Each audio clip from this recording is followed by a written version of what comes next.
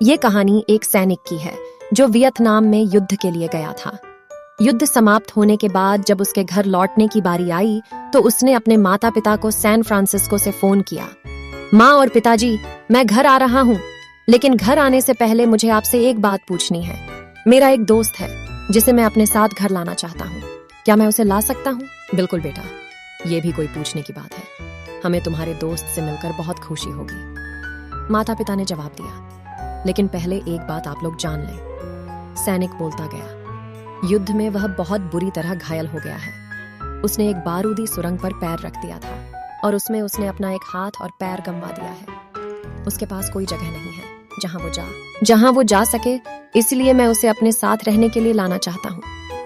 उसकी यह बात सुनकर उसकी माँ बोली, बेटा, तुम्हारे दोस्त के बारे में जानकर हमें बहुत दुख हुआ। हो सकता है हम उसके रहने के लिए कोई जगह तलाश।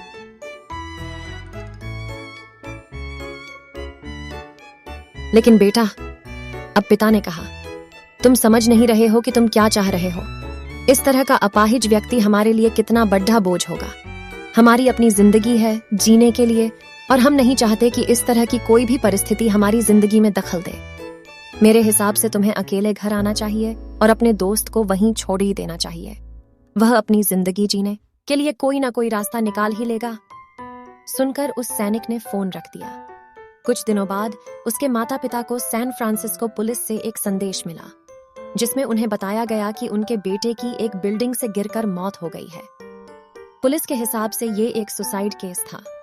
दुखी माता पिता ने तुरंत ही सैन फ्रांसिस्को के लिए फ्लाइट बुक कराई और वहां पहुंच गए। वहां उन्हें शहर के मुर्दा घर ले जाया गया ताकि वे अपने बेटे की पहचान कर सकें।